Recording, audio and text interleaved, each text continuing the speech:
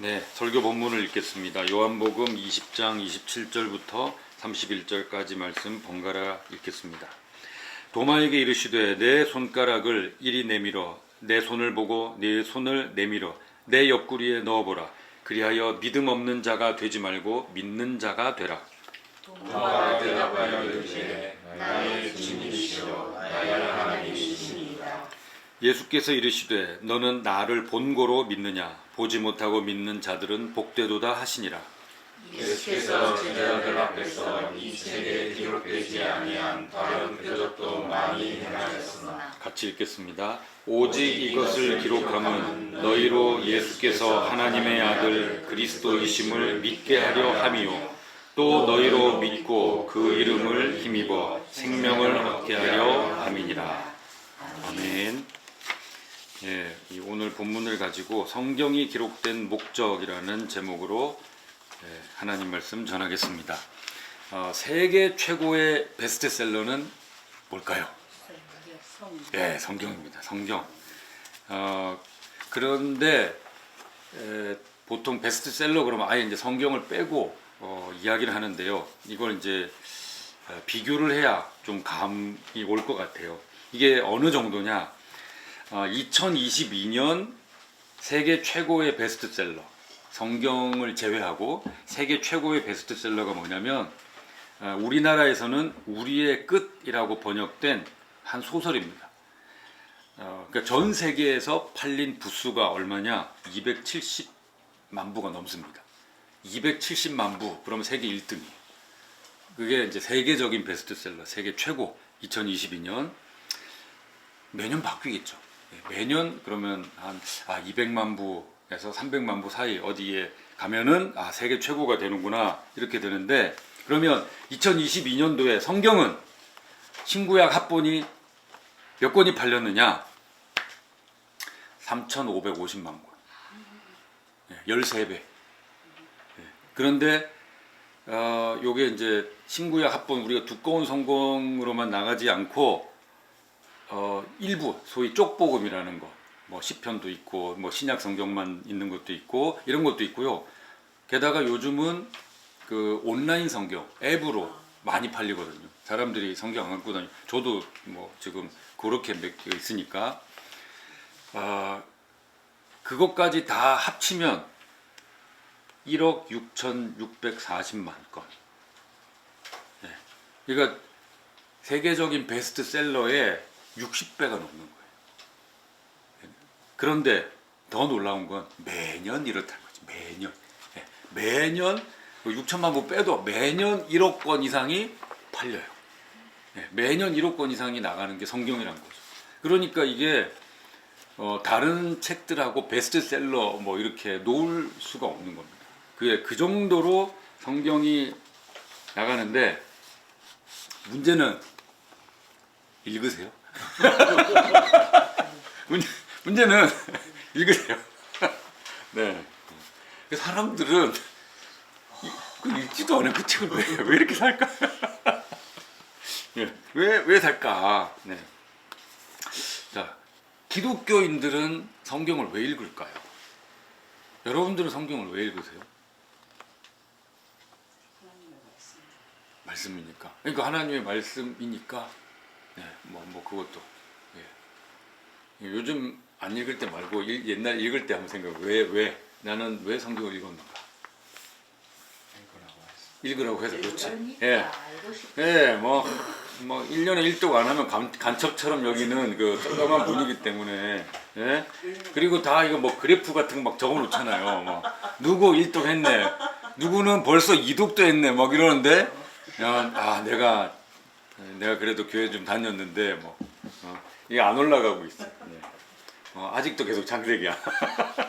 그러면 뭐 민망해서라도 아이씨 내가 읽고 많다네 그래가지고. 네. 그리고는 뭐 이게 진도 안 나가다가 뭐 갑자기 가을 11월 12월 돼서 막 갑자기 그래프가 막 올라가죠. 네. 뭐 그런 경우 많습니다. 근데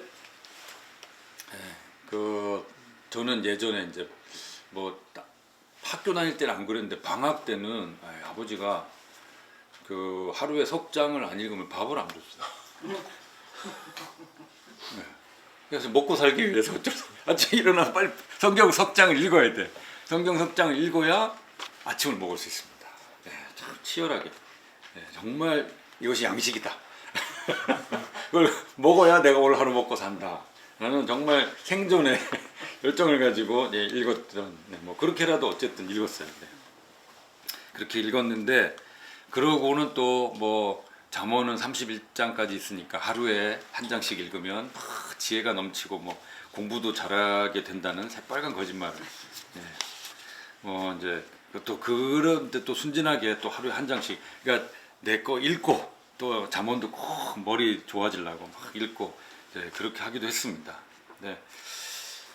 근데 보통 뭐 그냥 하나님 말씀이니까 읽어야 되니까, 근데 사실 그거보다는 교회에서 숙제로 내주니까 이제 읽었는데 놀라운 건 비기독교인들도 성경을 읽습니다. 네. 더 놀라운 건 기독교인이 성경을 읽는 그런 진지함보다 비기독교인이 성경을 읽는 진지함이 더 뭐 깊다는 거죠. 왜냐하면 자기는 기독교인도 아닌데 기독교인의 그 경전이 성경을 읽을 때는 의지를 가지고 읽어야 되니까요. 도대체 이 안에 뭐가 있나? 왜 이게 계속 세계 최고의 베스트셀러인가? 그러니까 기독교에 대한 이해를 하기 위해서 학문적 접근으로도 있지만, 또 이게 고대 이후에 그 중세를 거치고 뭐 지금까지 서양 문화를 이룬 그 근간이죠. 서양 문화의 다 이 기반에는 이제 성경이 있으니까요. 그거 외에 이제 철학적으로 뭐 삶의 의미는 뭔가, 성경은 뭐라고 얘기하고 있을까? 이 땅에 선과 악이 왜 생겼나? 뭐 내세, 천국, 지옥. 그러니까 철학적이든 종교적이든 해답을 찾기 위해서 이 사람들은 정말 진지하게 읽어요. 저희 이제 이제 안 믿는 친구들 중에도 그냥 상식을 위해서 성경을 읽는 친구들이 있었어요. 네, 그래서 오히려 그 친구들하고 성경에 관련된 대화가 되는데, 이제 우리 이제 교회 가가지고 설교하다가 뭐 이렇게 딱 질문하는데 교인들이 안타까운 일들이 네, 있었습니다. 네. 어쨌든 뭐 여러 가지로 뭐 유용하고 유익하게 사람들이 이 성경을 이용합니다. 예, 또 연세 드신 분들 같은 경우에는 이 성경이 제법 높이가 있어요. 예, 그 높이가 있으니까 옛날 그 스터디 바이블 중에 그 오픈 성경이라고 제가 한참 봤던 성경이 있었는데, 그거는 안에 뭐 자료들이 많고 그때는 종이질도 별로 안 좋아가지고 정말 성경이 이렇게 두꺼운 거예요. 이 두꺼우면은 어르신들 뭐로 쓰겠습니까? 그렇죠, 목침 돼요. 그 딱이다, 높이가 딱이다 그러면서 거기 이렇게 수건 얹고 자면 얼마나 잠이 잘 오는데, 아주 유용하고 유익하게 잘 썼습니다. 근데 우리는 이제 이런 의도로 다양하게 성경을 유용하게 하고 또 뭐 유익하기도 해요. 뭐 뭔가 이렇구나, 뭔가 이제 얻기는 한데, 이게 정말 성경의 원저자인 하나님의 의도와 맞을까? 우리가 어떤 호기심을 가지고 읽기는 읽는데 그게 맞을까 하는 거죠. 이걸 준비하면서 문득 무슨 생각이 들었냐면, 옛날에 수업 시간에 좀 헐렁한 수업 시간 같은 거, 이제 물론 그러니까 중학교 때까지도 이런 거 했던 것 같은데, 수업 시간에 친구들하고 게임을 하는 겁니다. 짝 하고. 선생님이 옆에 탁 해가지고 이게 칠판에 글씨를 쓸 때 뭐 사회 뭐 이런 과목들, 역사 이런 과목들은 선생님 칠판에 뭘 많이 쓰셔야 되잖아요. 그러고 이제 필기해라 뭐 이런 거 하시는데, 그거 딱 돌 때 친구들하고 뭘 했냐면 교과서를 이렇게 팍 펴가지고 그렇죠, 사람 숫자 다 그렇게 하고 놓으셨거든요. 여학교도 별다른 거 없네. 딱 나와가지고 사람 숫자 몇 명이냐 그거 가지고 막 이런 것도 하고 했던. 그러면 얼마나 수업 시간에 졸지도 않고 화목하고 활기찬 수업 시간을 보낼 수 있습니까? 이거 유익한 건데, 교과서 만든 분들은 그런 의도를 가지고 만들었을까? 이제 그건 아니었겠죠. 학생의 재미를 위해서 교과서를 만들진 않았을 겁니다. 근데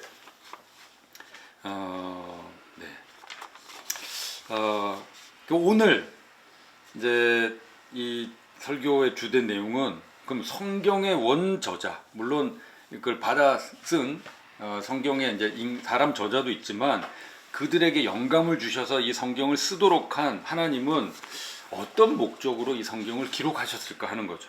성경이 기록된 목적. 오늘 본문에 그 내용이 나옵니다. 근데 이 본문이 그냥 갑자기 보통 우리가 성경 공부할 때는요, 성경에 대해서 공부하면서 성경이 기록된 목적 그러면서 그 오늘 본문의 30절하고 31절만 딱 보게 만들어요. 그래서 찾아 읽어봅시다. 그래가지고 딱 그것만 읽거든요.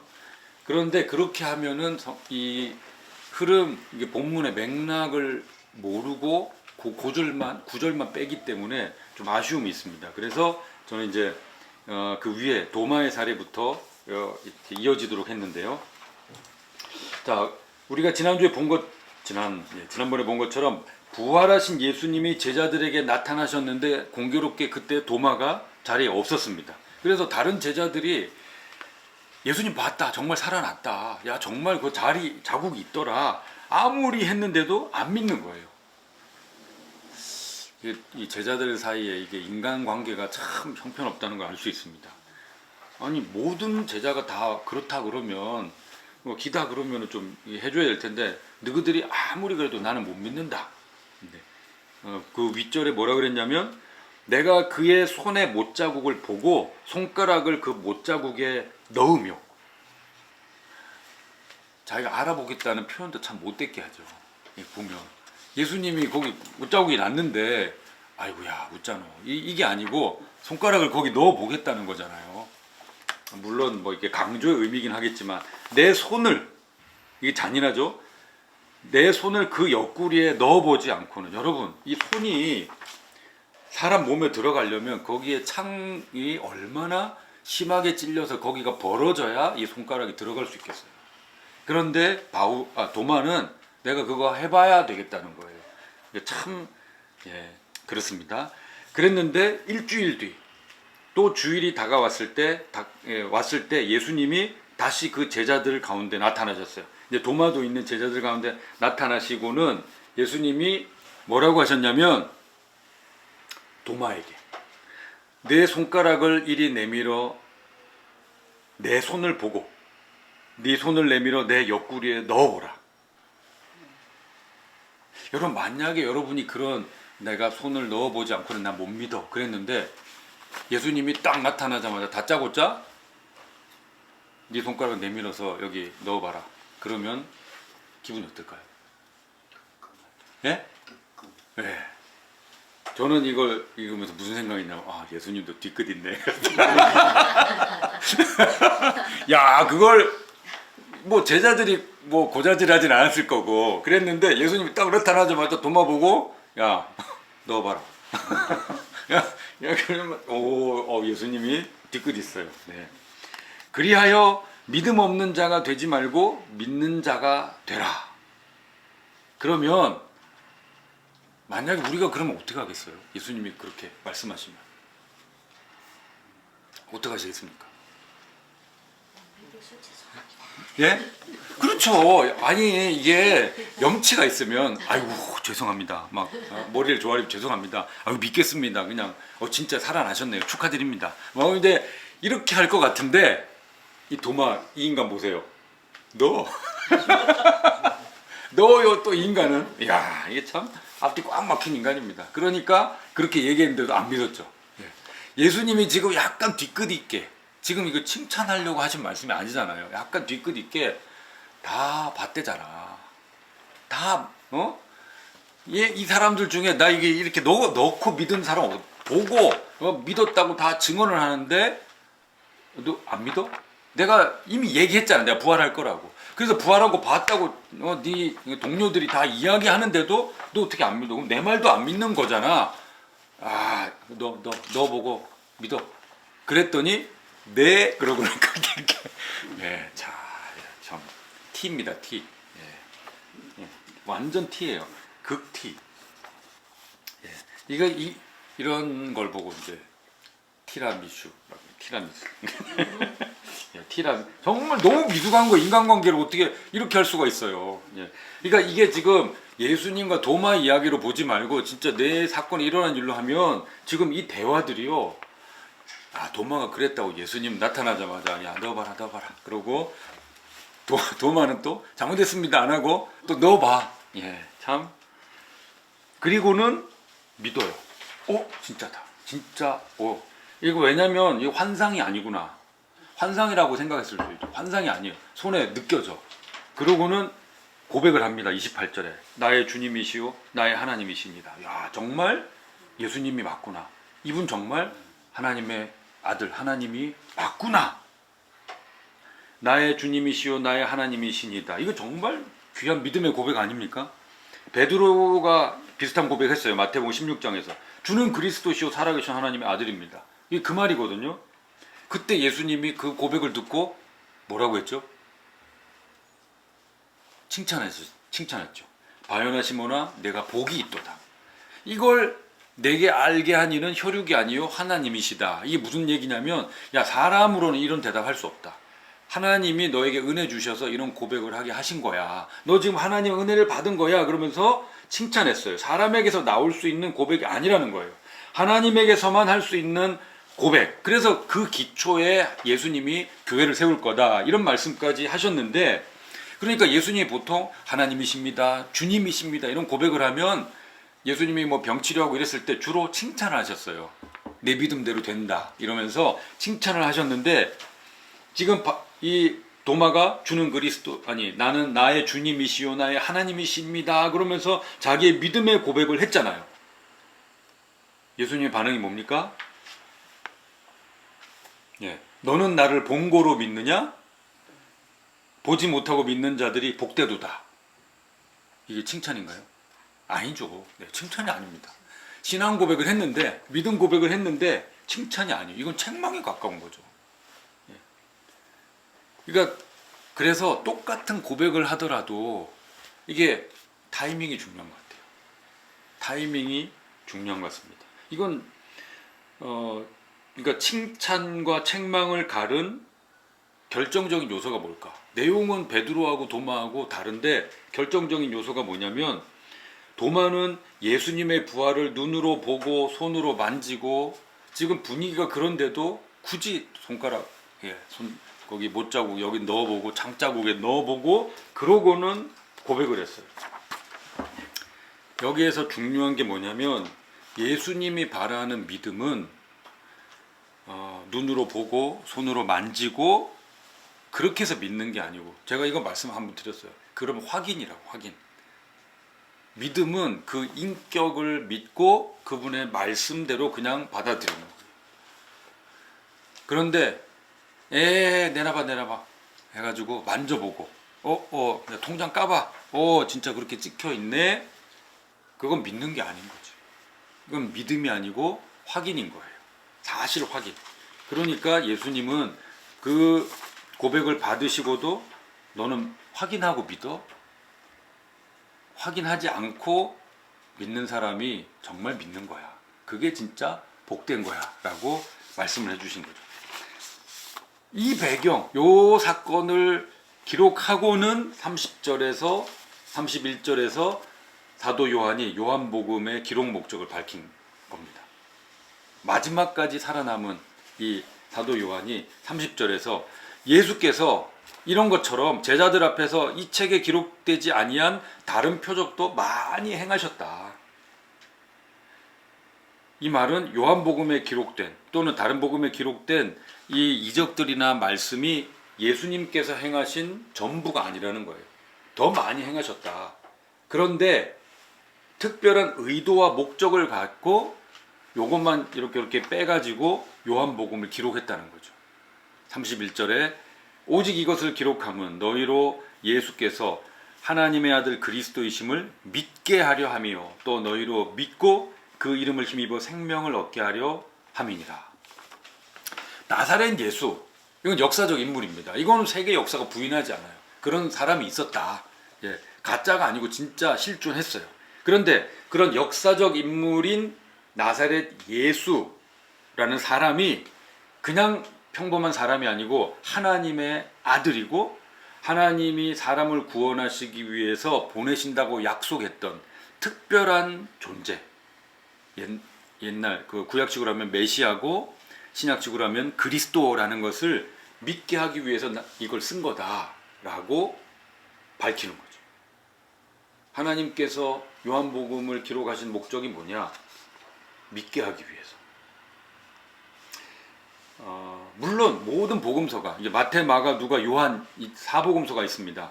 그런데 복음서가 모두 예수님이 하나님의 아들이고 그리스도이심을 믿게 하려 하는 거죠. 하지만 특히 요한복음은 이 일에 중점을 두고 있습니다. 그 성경을 잘 읽는 법, 제대로 읽는 중요한 방법 중에 하나가 뭐라 그랬죠? 성경을 읽을 때 뭘 찾아보는 거? 성경을 읽을 때 이렇게 문단별로 이렇게 읽으면서 맥락 속에서 뭐가 이렇게 반복입니다. 반복되는 단어가 있으면 야, 지금 이 부분에서는 성경이 이걸 집중적으로 강조하고 있구나. 왜? 성경은 부사가 없으니까. 여러 번 반복하면은 지금 성경은 이걸 강조한다, 이런 걸 알 수 있다고 했습니다. 요한복음이라는 이 복음서에는 심지어 다른 복음서들, 마태복음 28장까지 있어요. 복음서 중에 누가복음이 24장이지만 양으로는 누가복음이 제일 많습니다. 그런데 요한복음은 이 믿는다, 믿음이라는 단어를 그런 복음서들보다 3배나 더 많이 사용하고 있어요. 이걸 이제 비교해서 보면 알 수 있는 거죠. 이렇게 읽으면 와, 이 복음서에는 이 믿는다는 단어가 엄청 많이 나오는구나라고 알 수 있습니다. 그래서 권해드리는 것은 그 하루에 석 장 읽어서는 절대 발견하지 못합니다. 이런 차이를. 하루에 몇십 장을 읽어가야 이거 이 성경을 읽을 때 보니까 이런 단어가 집중적으로 나오는구나, 이렇게 이제 발견할 수 있는 거죠. 그래서 큐티보다는 몇십 장을 하루에 쫙 읽는, 그러니까 저 커피 내릴 때 드립 하듯이 똑똑똑똑똑 이렇게 성경을 읽지 마시고 성경은 샤워하듯이 확 그냥 그렇게 읽는 것을 권해드립니다. 자, 요한복음뿐만 아니라 모든 성경은 이제 믿음을 요구하고 있죠. 근데 도대체 이 믿음이라는 게 뭘까? 여러분, 믿는다는 게 뭘까요? 우선 이제 성경에 나오는 내용, 하나님의 존재, 하나님의 일하심, 약속, 말씀, 뭐 예수님, 십자가, 구원, 천국, 뭐 이런 내용들이 쭉 있습니다. 이제 그걸 인식해야 되죠. 알아야 돼요. 아, 이런 내용들이 있구나, 이런 걸 알아야 되는데, 그런데 믿음은 성경의 내용을 아는 지식이 아닙니다. 이건 안 믿는 사람도 알아요. 성경 읽으면 알아요. 성경을 읽으면 안 믿는 사람도 뭐 다윗과 골리앗 얘기며 뭐 골든룰, 대접을 받고자 하는 데 남을 대접하라, 뭐 이런 얘기며 시작은 미약하나 나중은 창대하리라, 이런 것도 막 다 암송을 해요. 성경 구절을. 그건 믿음이 아니라는 거죠. 믿음은 뭘까? 성경의 바른 믿음에 대해서 이야기하고 있는 야고보서 2장 14절은 이렇게 말합니다. 만일 사람이 믿음이 있노라 하고 행함이 없으면 무슨 유익이 있으리요? 이 믿음이 능히 자기를 구원하겠느냐? 성경의 내용을 정보로 알 뿐이지 그건 내 인생 영혼하고 아무 상관없다. 구원하고 상관이 없다는 거예요. 그 아래 야고보서 2장 마지막 절에 그래서 뭐라고 얘기하냐면 행함이 없는 믿음은 죽은 것이니라. 그건 믿음 아니라는 거죠. 성경의 내용대로 사는 것, 행하는 것이 참 믿음입니다. 근데 우리가 성경의 내용대로 살기가 어떻습니까? 잘 살아지나요? 어렵나요? 네, 어렵습니다. 왜 어려울까요? 성경의 내용대로 사는 게 우리가 아는, 성경 하나님은 요걸 원하시는구나, 하나님 이렇게 하라고 했지, 아는데 왜 그렇게 살기 어려울까? 왜 살기 어렵죠?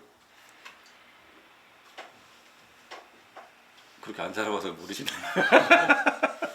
왜 살기가 어려울까요? 그렇게 하나님 말씀대로 살기가 왜 어려울까? 쉽게 생각하세요.